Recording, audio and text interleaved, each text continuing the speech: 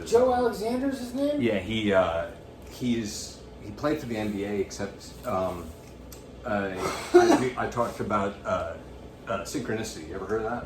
Yeah, the thing by Carl Jung. Yeah, it's that theory that he had. Yeah, where like things just like sync and stuff. It's a wild level of lining up. Like, people would call most of it coincidence, and his idea was that all of it. You ever see Everything Everywhere All at Once? Yeah, I did. That movie's all about that. It's all about that idea that everything is connected and a single happening we're just so distant relatively that we see it in this scattered pattern of what we call time, but it's all just this explosion that happens. And because of that, we're all kind of in a... So, I'm going to do the debunking thing to that. Sure, Then I'm also going to tell you a thing that's happened to me that I feel is like synchronicity. Okay, all right, cool, yeah. Everybody's like, what the fuck, I don't get it. But, so the debunking thing to that is the whole, like, seeing Mother Mary's face on, like, a toaster, right? Or a piece of toast, right? Yeah, to sure. where, like, our brains just seek out patterns naturally. So Is it actually like a phenomenon of the universe, or is it just our perception? Sure. You know? Yeah, no, that's a great way to look at it. Because we're pattern-seeking animals, you know? Yes, exactly, yes. But it doesn't make any difference, though, right? Like, if we extract a message or a meaning from it, what different, is there any real difference? I don't think so. I don't think so either. I think that's a perfect way to put it, because people want to have this. Don't worry about it, man. People want to have this.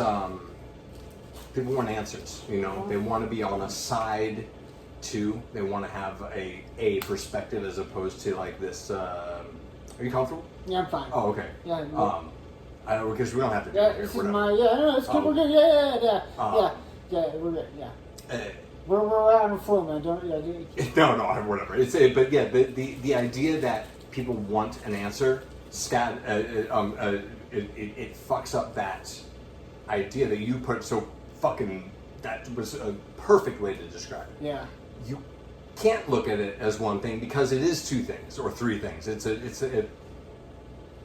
it doesn't really matter how you look at it. That matters only to you in your reason for looking at it. Because Carl Jung looked at it like, well, if it's so consistent, then whether or not it means something, it's there. It's not just this coincidence. So let's call it something at least, and develop from there. Like it is obviously a thing. Like there's some kind of pattern that we live inside of, and it's like the Fibonacci sequence is an example of that, where it's just everything is a spread out version of this one the fingerprint. It's wild. It's really distinct too. It's not like this kind of like you say, like seeing the Mother Mary on a piece of toast or any of those kind of things. Most of that was created by snake oil salesmen anyway. So it doesn't. But if you see something and like people go to like the Mother Mary in other things. I can't think of any of the other things. Like stigmata, or stigmata things. Like people fucking flock to these things because they look at them as real examples, and in their life, that's as real as it gets. So it is happening. Like that's the same thing with like dreams. Like I think Joe Rogan, somebody talks about that idea of like if something is the worst thing that ever happened to you, then that's the worst thing. Like to you, like it might not be the worst thing in general, but to you, that dream was real, and so it happened to you. It's fucking. And just like any belief, it's real enough, so it's. And dreams, doesn't matter. And dreams are like, I think of them as like an expression of the subconscious, right? For sure. It's whatever you're thinking at the moment that you're really burying down deep. For sure. Like 100%. Yeah, like one of the most perplexing dreams I've ever had is it was me and all of the old members from my youth group from when I was like a teenager. Okay. All in a car together, and we were just circling around a parking lot. And you know what I'm saying? That's fucking wild. Yeah. So odd and specific. Yeah. And I looked up, and there was actually that's a common dream apparently. No way. Yeah. What does it say? Like, I think it's like feeling stuck or something like that. You know what Yeah, I'm okay, saying? that makes sense. Interesting. In the past too, you're all with those people and everything. And I'm like burying it down. That's which is like that's pretty wild. But I gotta tell you my synchronicity before. Again, everybody says like I'm a retard whenever I mention this, but anyway, you like conspiracies. They fucking look it out, bro. Like the seagulls are taking your DNA on the beach. You know, like. Maybe, man. Who the fuck knows? I believe some birds might be cameras. So maybe not all birds. Yeah. But anyway, maybe, probably not all of them. Not all of them, but some of them. Not those parrots in that joke that I was talking. Like, I'm just saying, if you could make a camera out of a bird, like a few of them, right? Probably. Surveillance drones. That makes more sense than a lot of other things. Yeah. I mean, I never thought about that. That makes a lot of sense. And they power by like sitting on the power lines. You know, they recharge. Think about it. Yeah, but anyway, so this is a synchronicity. Yeah. Did you know who Jim Jeffries is? He's a comedian. Yeah. He's like an Australian. Oh, he's Australian. Okay, I don't know his accent. In one of his comedy specials, he talks about opening up for this really famous guy, right? Okay. And then it turns out like the famous guy's like a rapist, right? And he like intervenes and he like saves these girls from like this famous comedian rapist guy, right? Okay. So this is a story he tells on stage, or okay. It's a story he tells on stage. All right. So back in my hometown of Springfield, a guy's touring, headlining, and this guy's best friends with Jim Jeffries, right? Okay. So I open up for him, and we're talking after the show, and he's like, and I ask him, like, who's the famous guy? You know? He's like, oh, Mike, I don't know. And then he pauses for a second. But I always heard it was Tim Allen, right?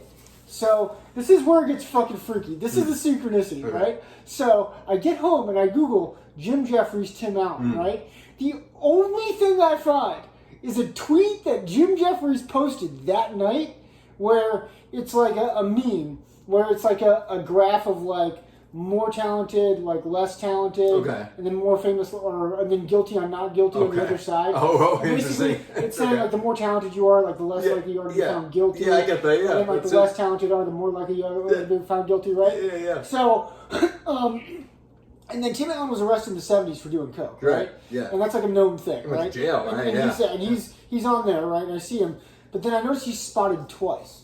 So he's in the less talented guilty category, and there's a second picture of him in the like not guilty, like more talented. Interesting. So because he's had it up and down for sure. Yeah, but he's the only person pictured on the Interesting. So that's what that's implying. Yeah, is that like Tim Allen is guilty of crimes that he hasn't been convicted of that he did when he was famous. Interesting. So and like that's the only fucking time that he's ever mentioned Tim Allen. And get this, pretty wild. You know what his Tim Allen's real name is? It's Timothy Allen Dick. Okay. Dude, that's a fucking serial killer's name, dude. Is it? Yeah, don't you think so? You're saying it. Oh, it sounds like one. Yes, definitely sounds like one, for sure. Exactly. Yeah. Tim Allen is much better. Have you ever had a synchronicity before? Did I ever what? Have you ever had a synchronicity? Oh, yeah. I had what's the craziest one? I had a wild one with my best friend. I see some lights in the sky. I'm walking home at night, and I see some lights, and I'm like blown away at the... it's hard to describe what I was blown away by. It was different. I live next to an airport, so I see lights in the sky all the time. We're away from the city a little bit, so you see a decent amount of stars over there. Not too many, but it's not like we're void of lights. I'm used to it. So these lights were pretty noticeable. I see them kind of move in the corner of my eye, and I look up, and as I'm looking at it, it shoots out away. It goes like a meteor shooting across the sky, but noticeably. But you live like by an airport, right? Right next to the airport. Okay. So I was, again, I'm used to seeing these things, different versions of stuff and everything. I noticed it, so I was like, at first I wanted it to be an alien, and so I called my one friend that I know would care if I saw an alien, like my best friend. We talk about the idea of aliens a lot. We've talked about it for years, and I look up and I realized I'm standing in front of his house. And I was like, whoa, that's pretty wild. That's pretty cool. All right, so I pull out my phone, and he's calling me. And I'm like, I'm standing in front of his house, and he's calling me. And I'm like, wild. I answer the phone. He goes, bro, whatever you have to say can wait. I just saw a fucking alien. I'm like, excuse me? He's like, yeah, bro, I'm standing in my backyard. I saw some light in the sky shoot away. Like, he described what I saw. I'm like, dude, I'm standing in, I'm like talking to him, walking through his yard. I'm like, dude, I'm standing in front of your fucking house. I saw the same light. We saw the same thing, and I was right in front of his house, which I live on this other block. I was going to my grandfather's house, is on his block. I was not coming home, right? It was a chance that I was walking on his block at all, but as I saw it, I was standing in front of his house, and we called each other at the same exact time, because, again, the only people in each other's lives that would care. Yeah. It was wild. And describing it never even does it justice, because we talk about it to this day. We're like, what the fuck happened? And it is one of the reasons we got interested in the idea of synchronicity, because it was described in such a way that they're like, look, there are coincidences. That's a low level of what synchronicity is. And when things puddle up and things like a mountain, like things like there's like an apex of fucking coincidences where just, if you are paying attention, things like that happen, where being in front of his house alone, me just calling him not seeing it, me just being there, that would have been wild enough in my brain. I was like, that's a crazy coincidence. The fact that it was all like lined up in such a way, and then I heard Carl Jung talk about it, and then online I saw this guy, Joe Alexander. He talks about it very well. He's like, look, you're in a weird middle ground between conspiracy theory and reality with this, because there's people in the synchronicity world, most of them are just conspiracy theorists, and they want things to line up, and so they see things everywhere. It happens to me too. I have to avoid most of that stuff, because I'm like, oh, I knew that light was going to change at that time. I'm like, no, I saw it out of the corner of my eye, and I know the fucking pattern in my brain, and so I was expecting it. Like, there's a lot of that stuff you just can't look at. And I think that like a lot of conspiracies come from the government or from the elite or the Illuminati. They're known for doing it. Like, keep people busy. Keep fucking people talking and worrying, and that's a known tactic. It's misdirection. Exactly. Like a great example of this is like the Kennedy assassination, where like if you look at the CIA handbook on how they take out like leaders and shit, like what they do is they mobilize like 4 or 5 different groups to take out the guy. So like one, they have multiple people working on it, and 2, it's harder to trace back to them. But that's sort of what like conspiracies are, is like you just spread a lot of misinformation, like, oh, maybe it's this, or and you keep it spread out so nobody can focus on the thing misdirection is the perfect way to put it. Like, when people think that like the Clintons killed Epstein, right? It's like, no, that wasn't the Clintons. That was probably the CIA or Mossad, one of the 2 secret organizations he was working for, right? But good. Most people think it's the Clintons, so they're never going to get caught. That's interesting. I never heard that, but that sounds so like I'm surprised I've never heard that. Really? No, he was for sure a CIA asset. Well, I mean, it doesn't. But it's understandable because of how much sense it makes. Just initially, it's like he's one of the most prominent people talked about riding on the jet and stuff like that. It's like a weird thing. I don't look into stuff like that anymore. And that's why I don't. Angry, like It's just a lot of people reaching for answers, and that's rough for me. That's the rough part, is where it's like, dude, there's a lot of answers out there. You don't have to dig. The more you dig and make things make sense, the more desperate you get. You're a junkie now. You're a truth junkie. There's so many things about like history and life that are beautiful, that aren't conspiracies that you can learn. And the Fibonacci sequence is a great example of like it proves things that people are trying to say with all these like built stories. That proves a lot of those things. And it's lost. It's completely lost. That's why when you get a creative person that is just kind of a conspiracy theorist, you get decent art. Where Dan Brown, you ever read any of Dan Brown's books? Of course. Great fucking books. Da Vinci Code. Da Vinci Code was good, and Angels and Demons. Angels and Demons was the other one that was really good. The movies I really didn't like the movies at all. I'm not a big Ron Howard fan. No. Tom Hanks? Tom Hanks fan. Yeah. In half of his career, I love him, and half of his career, I really just hate the guy in a lot of ways. I'm sorry if that's offensive. People love him so much, so yeah. it's like, you know. Well, if you talk about, like, the fucking, you want to get into Pizzagate and all that Jeffrey Epstein shit, he's a name that comes up quite a bit.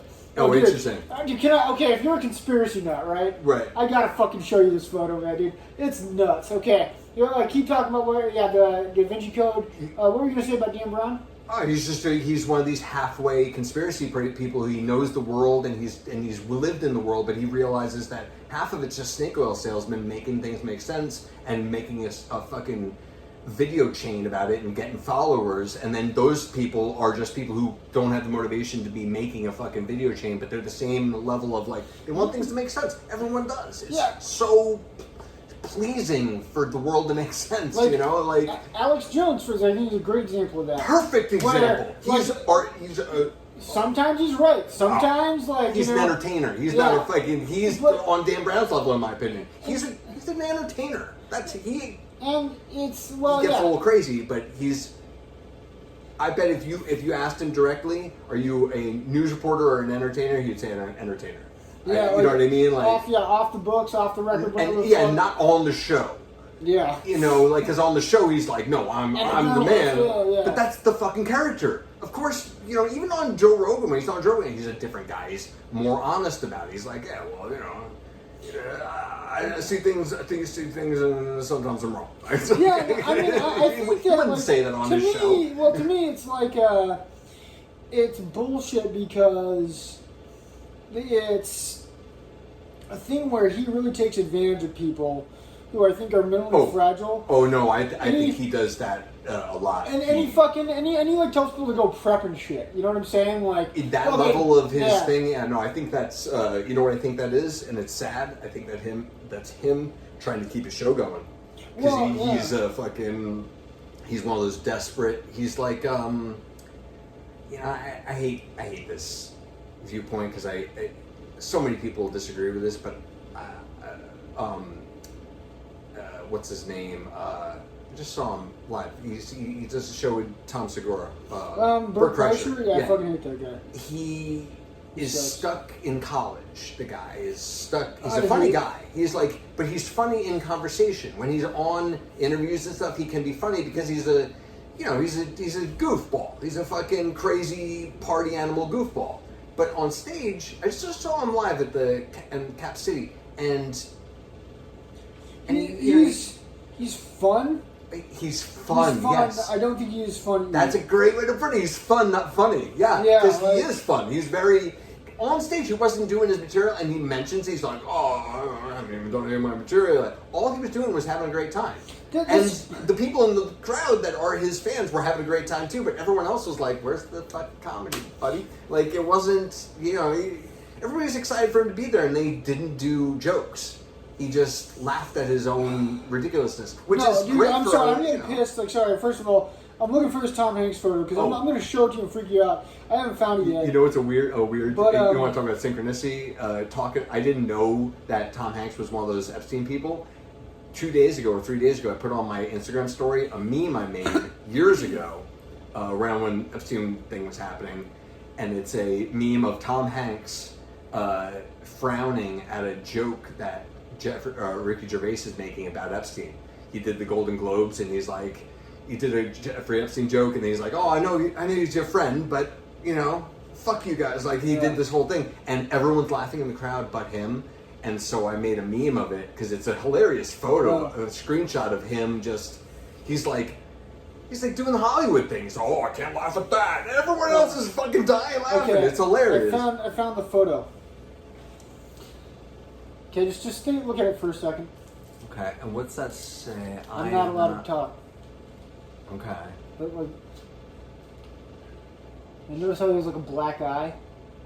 Oh no, I didn't notice that. Yeah. And the clock in the background. What is that? It's like meat patties or something? Yeah, it's like meat patties with hot dogs. It looks like it's shaped like a pizza. Oh, interesting. Yeah. But like, no, just the fact that like he looks genuinely like He looks sick. disturbed. Yeah. Yeah. And then it's a creepy ass photo. Man. Yeah, it's very creepy. Yeah. And the black eye is. It's. I mean, whatever that is, like that's pretty. It looks like what it looks like. It looks like a black eye they covered up with makeup. That's what it looks like, and to make it look like a just sleep deprivation or something like that's weird. And weird. also he has a Twitter account where he just posts like random articles of clothing, like kids articles of clothing, and like one or like it's like a pair of shoes where one's missing or a pair of gloves where one's missing. It's fucking weird. That is weird. Yeah, like. Here, I don't know, man. That is weird. I don't like the guy. I think he's a Hollywood. No one's that nice. No one's that nice. He's hiding something. No, that's one of the things that got me. Where he like tries Cosby. way too hard, and this is where I separate from being a conspiracy theorist nowadays. Is because when I was in my 20s or in my teens, especially, I would have said that means that he's this guy. He is this creep that was on the island and all that. That's proof of it, blah, blah, blah. Now I look at it like it's most likely Tom Hanks is known for being this wholesome American piece of, like, Americana. Like, this guy is wholesome as fuck in people's eyes from the 90s and stuff. Played in, League of Our Own, Forrest Gump, all these, like, ridiculously wholesome movies that are too wholesome for me in a lot of ways, where I'm just like, I get it. I fucking get it. It's a struggle for this guy and he overcame it. I get it. I don't really, it's not that great of a movie. I'm one of those guys. I'm like on the other side of things like Forrest Gump. But he's known for that, and so he's trying to keep that. And the older and the it's weirder hokey. It's not how life is. It's not how exactly. It's the weirder the world gets around you, the harder it becomes to be this guy, and I think that's why it looks so weird and things like that develop, because he's trying so hard to be this wholesome kind of guy, and then it is a perfect image for people to look at and put that filter on, where it's like, this is a pervert, this is a fucking whatever. He's connected to this because of this random fucking picture or whatever. Like, I look at it that way nowadays because I can't look at it one way or the other, but it's almost definitely not this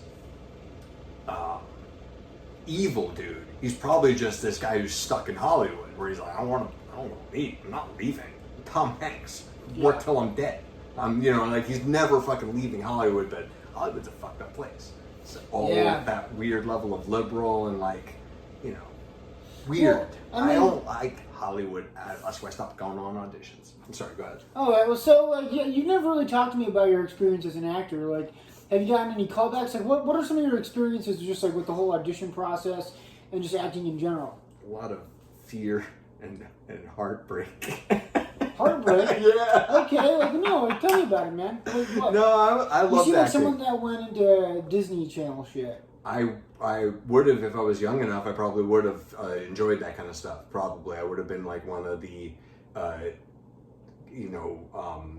punk friends of some fucking kid. I would have auditioned for those all the time. I was very interested in performing. I performed since I was 12, but I went to acting school and I did a couple of movies for independent people, and one of them was on Amazon. It's a really bad movie, but it's pretty cool that I was one of the main characters. It's a feature film. It was really cool. It's where I kind of ended, though, because I was like, auditioning and stuff is so... it's weird. Auditioning is like one of the most fake places you can be in the world. Like, you're being judged on this weird level where it's usually like 2 or 3 people sitting at a desk and they've been watching people all fucking day and they don't want to see you. And they know you're not going to do good. So they just want you to get out, because those are the odds. You get one person, an audition cycle, not even a day. You get one person that's right for the role, maybe if you're lucky. And then maybe a couple people that were okay to watch. Usually you get the masses of people where they're learning and they're auditioning. Maybe this is their even first time, and that's how it is. And on the other side of it, being an actor auditioning was so scary. Hey, there's some... Oh, shit. Oh, is this... No. It's still recording. I noticed it now. Yeah, no, thank you. I'm pretty sure it fucking... It's like 34 or 24. It's 24, right? 24, yeah. Cool. I don't know what. By the way, I forgot to even ask you what kind of schedule you have when I gotta get out. Oh, of here. so like, I mean, I'm usually comfortable going like an hour at the most. No, is that cool? No, that's Like, what I was gonna say. Yeah, okay, if you're cool with doing an hour, I'd like to do it. Yeah. Around there, Like whatever. that's like in my head. That's why it's like an hour. Like Yeah. because I've agreed to do some podcasts where it's like they do it for like a few hours and it's like what the fuck, man. It's weird. Like I think with those, I think it makes sense when they don't notice it's gone a few hours. That makes sense. But if Yeah. you're going for like a 2-hour show, it's a lot of show for 2 people. Yeah. I mean, come on. Like how many people are gonna be engaged with, however engaging you are and however entertaining you are? How many people are gonna watch more than an hour anyway? It's Exactly. really, and with conversation, an hour's a long time to talk. Yeah. And you get into stuff. It's not. I don't like doing like 15-minute, half-hour things. Yeah, that's not enough time. Well, no, if I agree to something, it's like, dude, I feel like an hour's fair.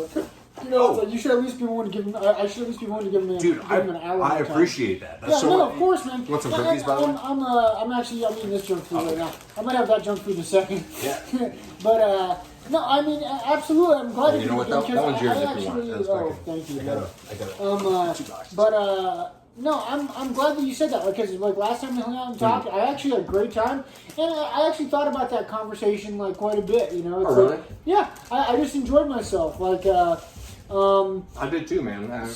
You're a very real-seeming person. I mean, you could be anybody. I don't fucking know, Yeah. but you're a very I'm not a real-seeming serial person. killer, you know? Hey, whatever. You know, Yeah. I mean, a lot of serial killers are probably pretty fucking real people in conversation. I mean, look at Ted Bundy. He was a social animal. That guy, like, yeah, he's you an know. animal, all right. Yeah. No, Dude, like, you know how many of those guys had head injuries when they were kids? I know, but that makes so much Yeah, sense. wow, they've got whack Neil Noodle, you know? That makes so much fucking sense. I didn't know that. I brought this up on a podcast I was on recently. Okay, do you believe that the universe is good and evil, or is it a universe of cause and effect? I don't think that there's such thing as good and evil anymore. To be honest, So, I don't. explain. Like, how are people like Ted Bundy good? And not in that way. What I mean is in terms of like the universe and how it is made, and I think that good and evil is a construct of human imagination. It's an answer. Like I was saying before, we're addicted to answers. We need things to make sense, and we need things to be tactile, good and bad. I think it's a spectrum that those are the two sides of it. Maybe, Interesting. but it's not. Those aren't. They're not separate. They're not as separate as people say. So, I think that's... Which makes me sound like a serial killer. No. A lot of people agree with you.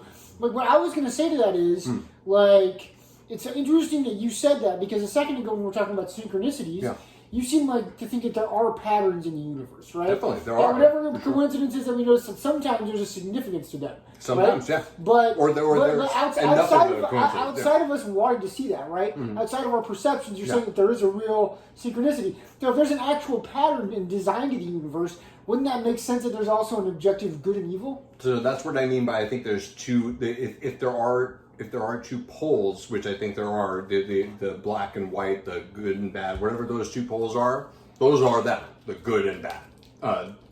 But again, I don't think that it's more of a yin yang as opposed to a two-sided black and white wall. It's the yin yang is perfect. Yeah. It's it is perfect. It is the depiction of balance in its purest form, black and white, pure. But I don't think that. I think the yin yang is it's an answer for people. It's like this makes sense. If you try to describe balance otherwise, it's hard to do. But you put a yin yang in front of somebody, they're like, "Oh, I get that." Well, that's I why. get it. But that's why I'm an optimist. Because I'm a dire pessimist. So I look at the universe and I see things as good. Yeah. Not because everything that's going to happen to me is good, but whatever I go through will make me better, and that there's good in everything I go through. Yes. And then that's fundamental to the nature of the universe because of things like the yin yang. There's equal good and bad. Like, this is gonna sound like really corny, maybe, but oh, please. I was born premature, right? Okay.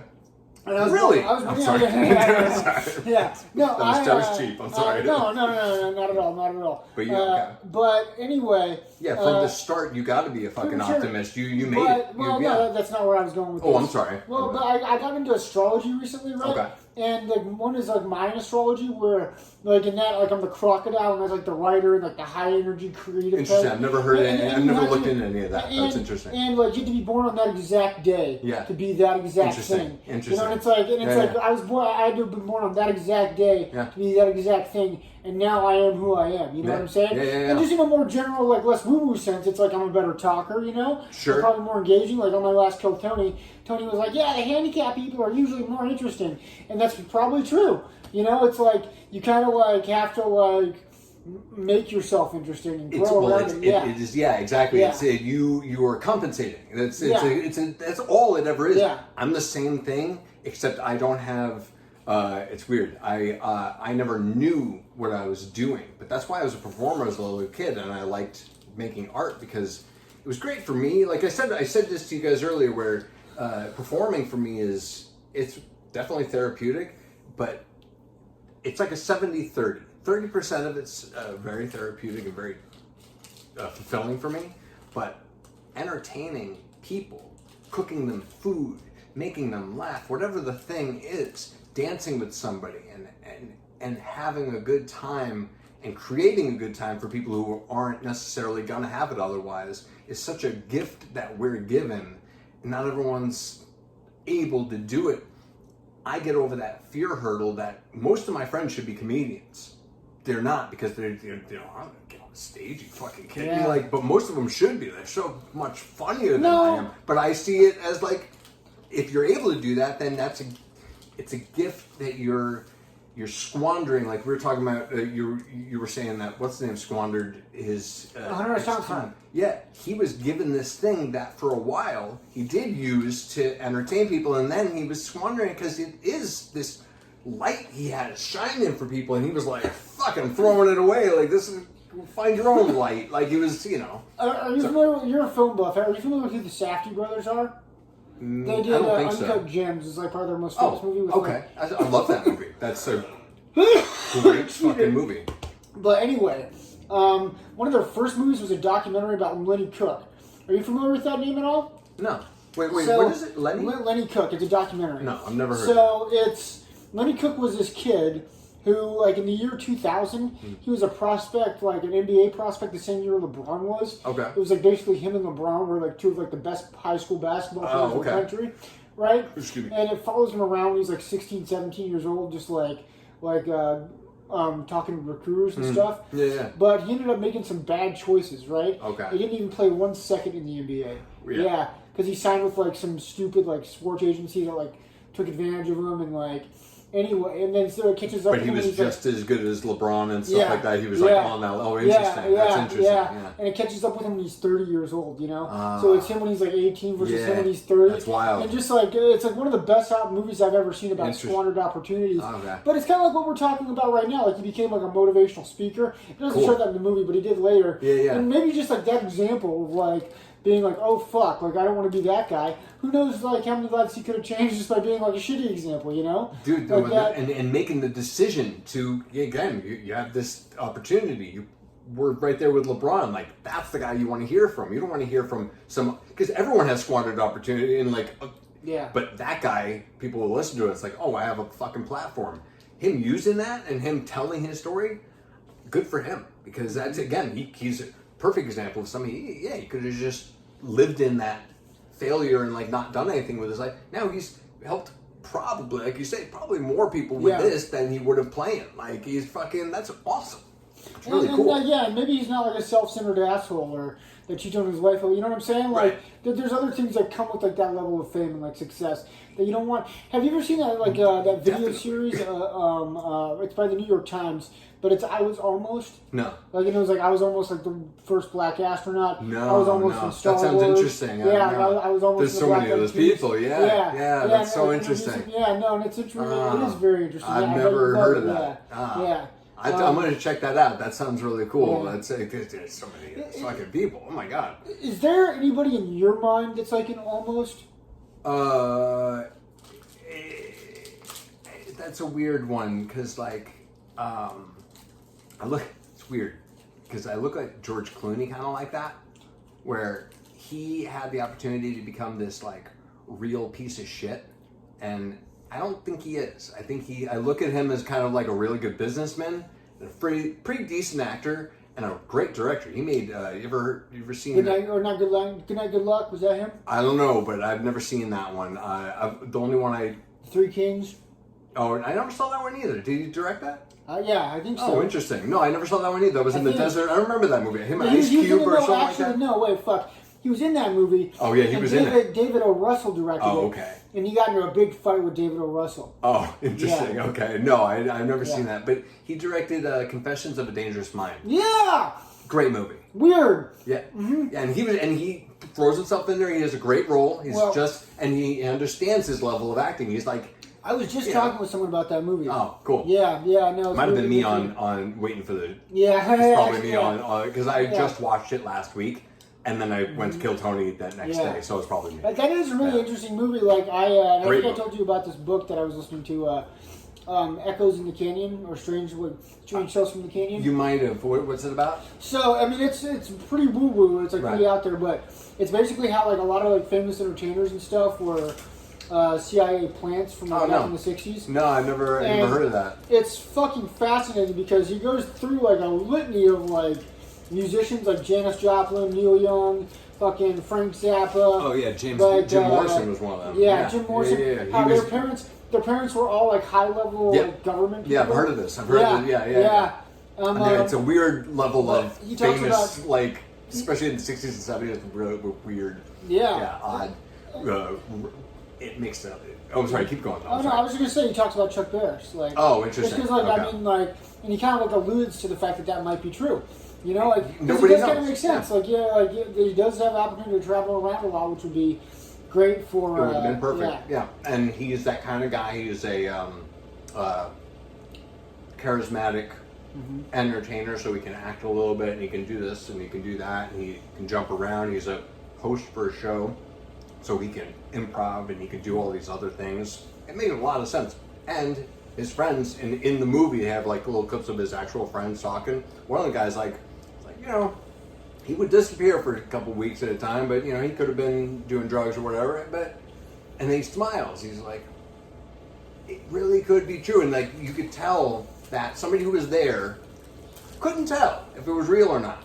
And he is almost definitely Chuck Barris anyway. Is almost definitely just making that shit up to make something of his life because that's who he wanted to be. He wanted to be remembered, and he didn't think that those shows were going to do it, which they didn't. Yeah. Old people only know him in the industry as that guy, but fans never. They don't know who Chuck Barris is, but they know him from that fucking story because he's an interesting, fucking, totally entertaining story. The guy. It's one of these things, whether it's real or not, in that level, it's like, in my eyes, it's just as real as if it even happened, because it's in the book as this, not really, I never read the book, but the story is not really exaggerated in my mind. It could have been a little more So you think it is real? Wait, you think it is real or not real? I think that it's, no, I don't think, matter I whether don't, that's real? Well, I don't think it's real because he wanted to be remembered. So I'm a cynical person again. So I'm like, this is probably just, he's like, his last attempt at being remembered. But it's like, it's more possible than not that it is real because of who he was and because of the circumstances and because of how real the story seemed. He went crazy. The guy fucking hated it and then loved it and then hated it and loved it. That sounds real to me. That might just be a good writer, though. Who the fuck knows? But that could be somebody that has like PTSD from being a government assassin, right? 100%. And he's having a hard time dealing with it. 100%, because he wasn't this guy until he was like 30 or whatever. Like, of course, this is so well done. Like when he goes to like it. He says he goes to his contact George Clooney, and he like. It's a great scene. I don't know if it's in the book even, but it probably is. Where he goes and he meets him in a toilet somewhere, and he's like, dude, I need something for my head. Like, I thought it was done, blah blah blah. And George Clooney's got the file ready for him. He's like, I knew you were coming back. back. Like, yeah, it's a great little, like, very honest, very. Again, he might have just read a lot of spy novels. He knows what the fuck the world is like, and he knows how these people develop and degrade. And he's a good writer, so he writes a good book. Who the fuck knows? It doesn't matter to me, though, because it was as real as it gets as a story, you know? It wasn't exaggerated. No, I mean, that does, like, things like that do kind of matter, right?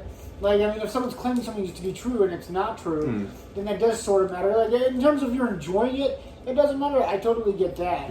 But that reminded me of a book called The Manchurian Candidate. It's also a movie, Never read too. it. No, I Well, never saw it either. Oh, the movies with, like, there's two of them. One with Frank Sinatra and Angela Lansbury. Okay. And then there's a newer updated one with Meryl Streep and Denzel Washington. But it's basically about, like, a politician that got the Medal of Honor whenever he was, like, over in the war. Okay. But he was actually, like programmed to become, like, an assassin. That's what really happened. Oh, right, And they okay. planted, like, false memories and shit in his head. Right, that's And what then the Manchurian at has. the Okay. exact- Yeah, I And knew then the at the term exact- too. Yeah. yeah. Okay. And then at a certain exact moment, like a flip would switch and he'd kill somebody. Interesting. But- Yeah, he heard a code word or whatever, like a. Yeah, I know what you're talking about. Like a I sleeper think- cell, right? Like Yeah. that's, yeah. And yeah. That's interesting. And it kind of like it does very much play into the whole like Confessions of a Dangerous Mind thing, you know, where like the government kind of like pulling the strings and like toying with certain events. So I want to ask you something because you mentioned it earlier, and it just surprises me that you say you're a cynic and you're also into aliens. Yeah. So like, what are your thoughts on aliens? Like, what are they? What's going on? What's going on with like all this new UFO disclosure shit? So again, I don't think it's one thing or another with this topic. I think that it's definitely a mix of different things. I think that it's completely possible and probable in a lot of ways that we've been visited by some other kind of thing, whether it's from another planet or from another dimension or something like that. I think it's probable. Like the way the universe is and the mass size of it and the way time works, all this fucking shit that we don't understand anything about. It's probable that we've been visited and people have experienced things that were out of this world, literally, or maybe even just a different dimension that is on this world and we don't see ever, and sometimes people see it. I think that's what ghosts are sometimes. Most ghost stories are bullshit. People see things in the dark. They see a little bit of light. I've seen it myself. I have to convince myself all the time that I'm there was nothing in the corner. Like, there wasn't something in the corner. Yeah. I saw something out of the corner of my eye. I saw some dust or something like that, because that is, again... That's what those orbs are, dust motes, yeah. Yeah, exactly. Well, and you know, it's so funny, I met one of these ghost guys, just as a sideline. I met one of these ghost guys when I was here in Austin, and I almost did work with them, and I think he saw that I was not really... These ghost guys are actors. None of those fucking ghost guys are really seeing. There's no fucking... Every episode is the same exact thing. It's a guy going, "Oh, see that?" And then you maybe see some dust orbs, and then the fucking episode is over. Every time. I've watched one. I'm not a fucking... But that's how these shows are. And this guy was one of these stereotype, like he had a fucking, what's it called, shirt on? What the fuck is that? Tom Hardy shirt on. And he had, you know, those... the frat boy thing? Yeah. He was a frat boy. He was a frat boy with a camera. And a real... ability to make it seem convincing, because he did sound convincing, but I know these fucking people and they're fucking, all of them are snake oil salesmen. It's fucking, it's ridiculous. And the more I talked to him, the less he was interested in me being on the, you know, helping him out. I was gonna do camera work for him and stuff, and he was like talking to me, and I asked him two more questions, I think, because he was like, "Oh, well, you know, we'll work that out when we get there." I'm like, okay, so this is one of these fucking shows where we're not going to do anything. He's, "Oh, no. It's, you know, I have hours of footage of it." He was saying ghosts, not hours of footage of ghosts. But anyway, these guys are a part of a world that is experiencing real things on a fraction, and I think the rest of it is just people looking for answers again. But the aliens, I think most likely they're either things from outside or they're us from the future. Yeah, that's what that's a big my one. Yeah, us from the future. That's what I think too. I think that other dimension thing is possibly Yeah.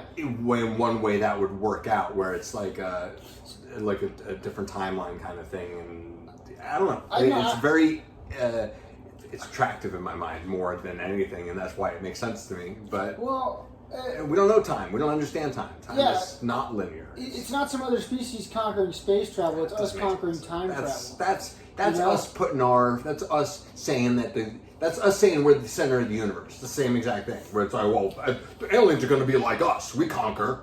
You know what? Aliens are probably smart enough not to conquer. They just fucking manipulate. If anything, they don't need to conquer you. They need to. If they need something from you, they're going to con you. No. Aliens not conquering us. That makes sense if they are us, right? Because to make sure that things get to the point where they exist, right? They have to make sure that we exist. But that's what I mean by the manipulation thing. I think that even if they're us, I think they're smarter than us, and they're not interested in conquering. They're interested in manipulating so that things work out or whatever. But then conquering is a fucking stupid animal thing. It's like, you don't need to conquer. The smart conquerors of the world, they don't do it with a hammer. They do it with a fucking a scalpel, and they manipulate. They don't. Yeah.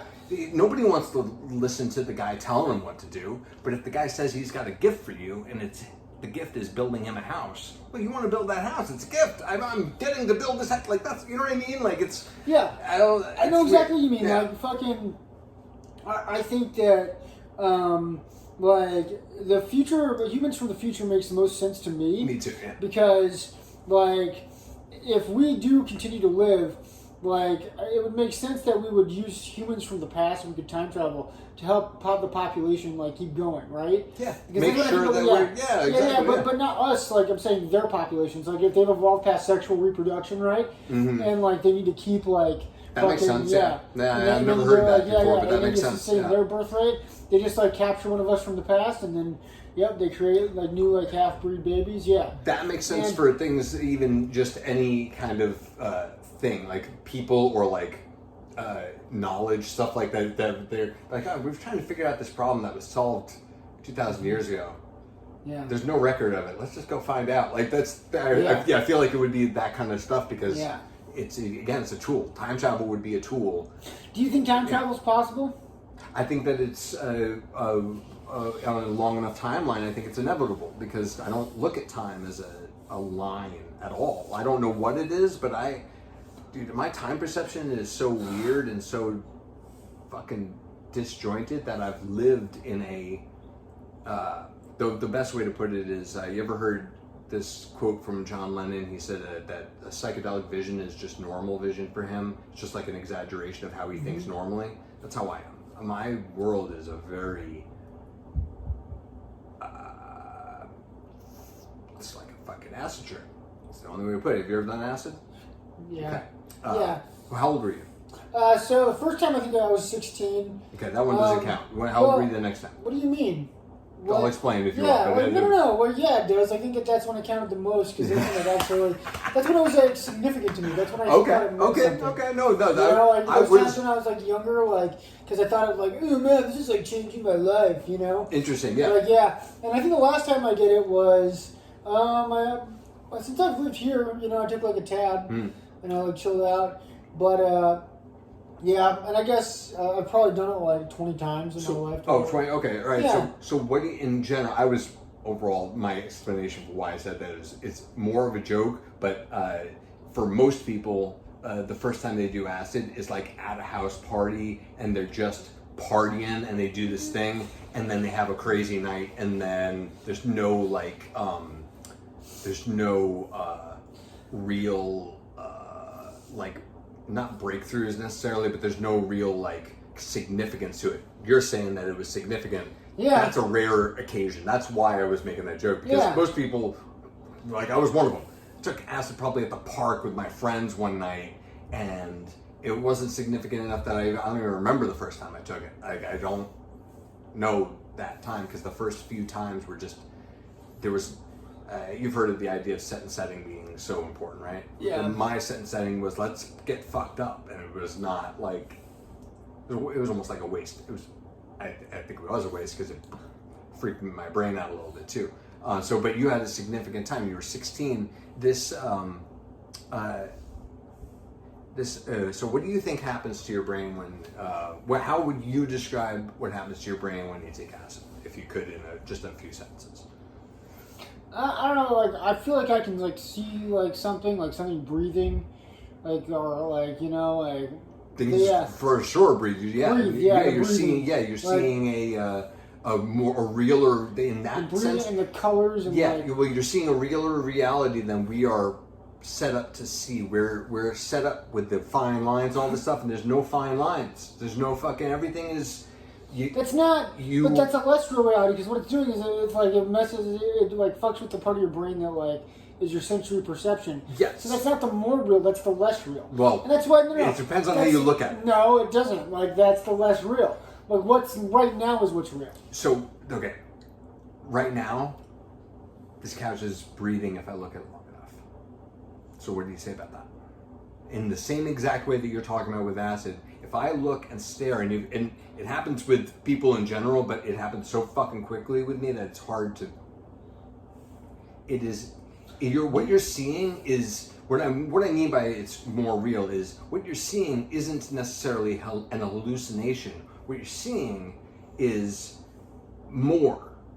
You're seeing with two eyes and you're making a picture in your head. That's what our vision is. You're seeing one thing and then this other guy over here is seeing the same thing, hopefully, and they're agreeing on it, and that's what we get as a visual picture. Now, in that way, what do things, if you want to talk about real or not real, what do things look like when you're tripping? Is it's more like two cameras that are not so synchronous. You're spreading out and you're not getting such a focused, you're unfocused a little bit, and that's part of why your brain sees things like breathe, or you see trails. This used to be just a hippie ideal, but now it's kind of scientifically proven. Your hand was here, and your hand was here, and your hand was here, and those slots are filled in your brain that's how we see things. We see things like a fucking picture show, flipping in front of us like a flip book. That's how we see this one, and then we see this one, and then we see this one, and then we see this one. And what acid or shrooms do, a lot of psychedelics with trails, is you're seeing that one while you're seeing this one. And then they'll last a little bit too long sometimes, but you're seeing things that are real, just not on the perception that we're used to. Because again, I don't think it's right or wrong, real or not real thing. I think that acid puts you more in the middle than you're naturally supposed to be as a human. We agree with our eyes because otherwise the world would be chaotic and hard to fucking manipulate. We have to see the difference between our hand and this thing, or else we'd keep running into it. You know what I mean? Like it's a defense mechanism kind of thing. Yeah, we're all molecules, right? We're all not made of the same stuff. That's where the fine line thing is. There's no fine lines. I think that there is fine lines. I think that what we're experiencing... No. What we're seeing right now is what's real, and what you're on acid is just shit when you're on a drug. I think that none of that's like that. I don't think that shit's very significant. I think that's just fun. It makes you feel good. See, with this, for your imagination. This is why the line is drawn right there. Is because when you take it for that is exactly what it is. I stopped taking acid for that a long time ago, and I tell you, the set and setting thing is more prominent than you'd expect, because the more I took acid without taking it to party, first of all, the less I wanted to ever. I thought I was never going to take it again. This 2 times ago.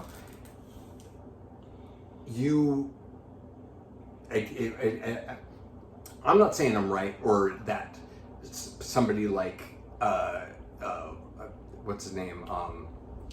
Terrence McKenna. Terrence McKenna is right. Terrence McKenna. Oh no, that's Timothy Leary. No. I was. Timothy Leary is not.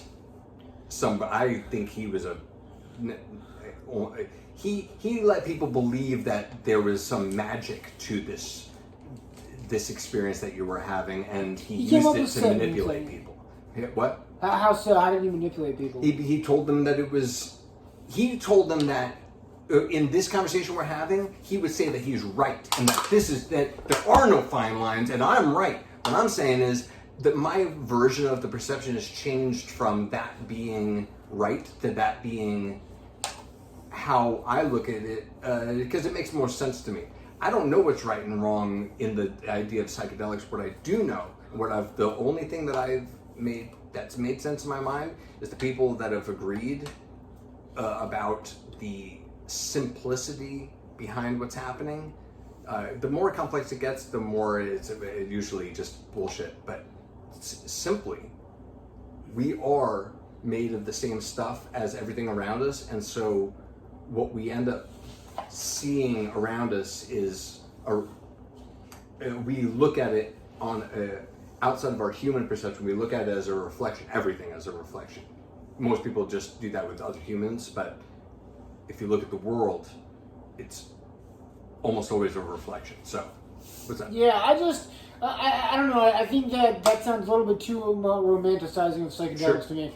I think that's all a bunch of dumb bull. Like, I'm not saying 100%. Like, it's your experience. Like, it's fine. Again, I'm not saying I'm right makes it seem at like, all. This is an idea. Think that, like one of the conclusions I came to when I turned 30 is that I made a mistake with smoking a bunch of pot and doing acid and shrooms, and it's like, I think all that stuff's a giant misdirection. I think it gave me a lot of self-confidence in who I was when my behavior. It can be so dangerous. When my behavior was that of like a spoiled brat, like, it's interesting. Like it made me feel like I was actually doing something significant with my life by being different.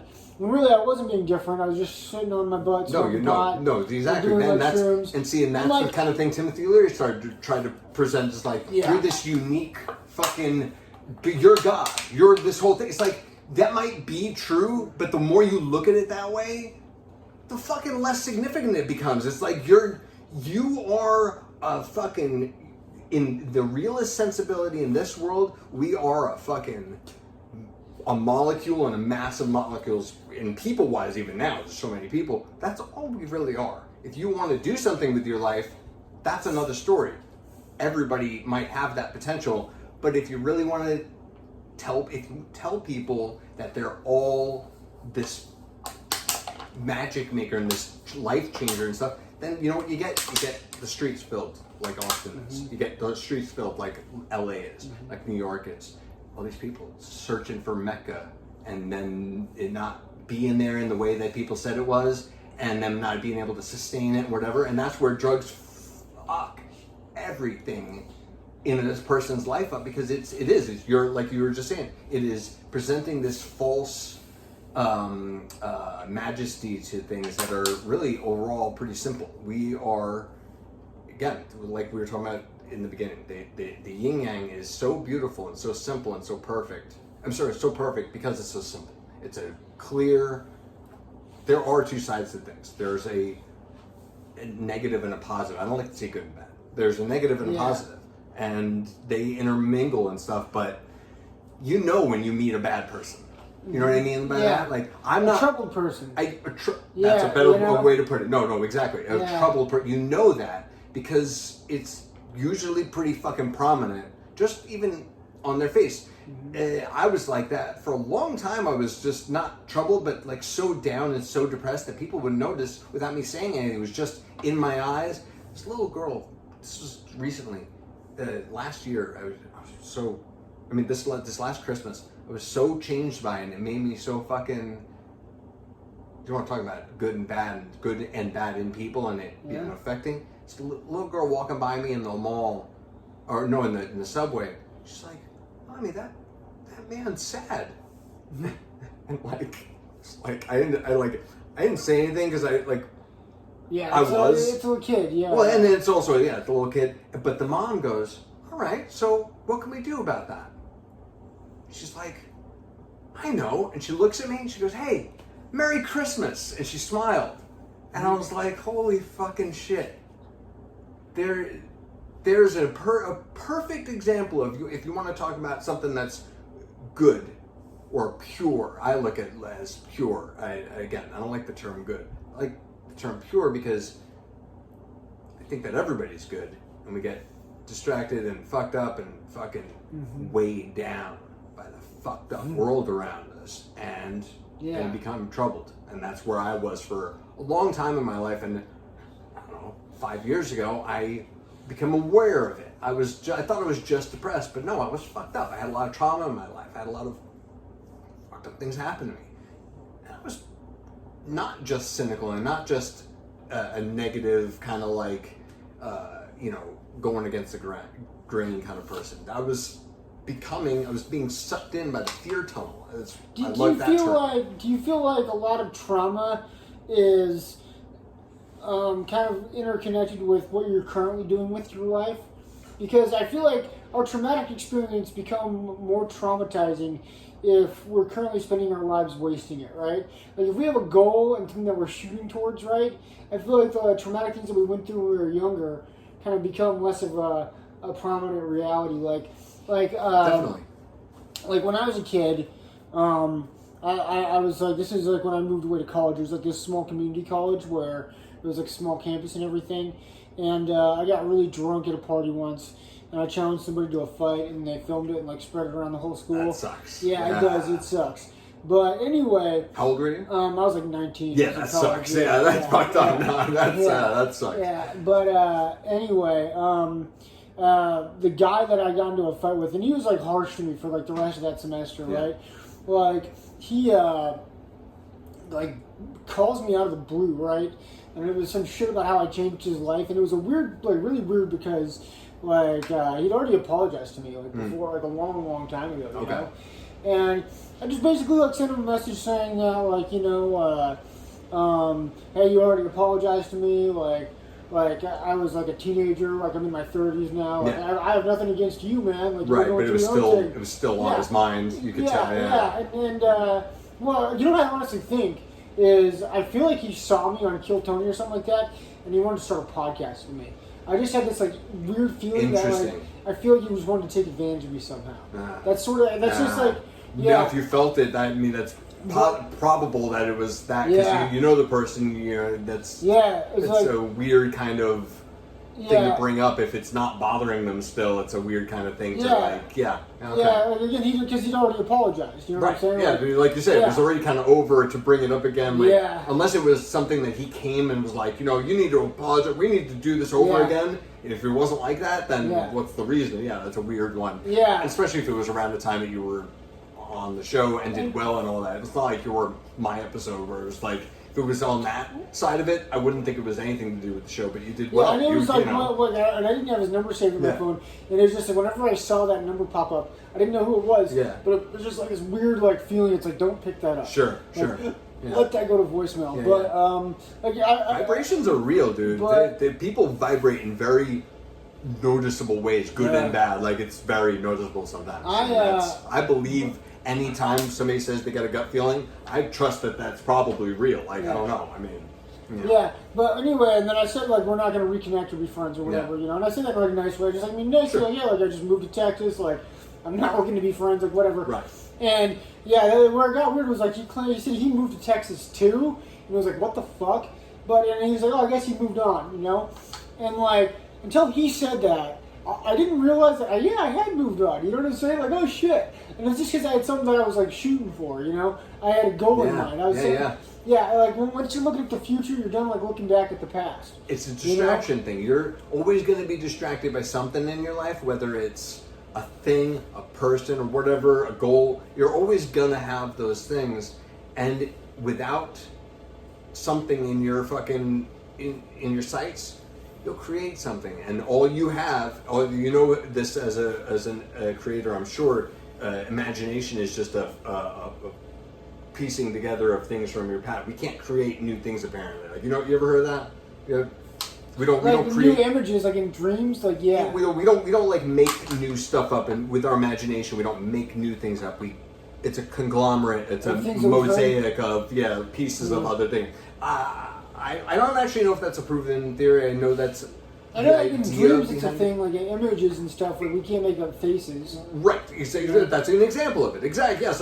That's a perfect example of what I'm talking about. And I think it's a thing in waking life as well, but it's definitely a thing in dreams where you're putting these images that you already have into a new thing, and like everything is just a new shaping of old things broken up and like a mosaic. It's just like so.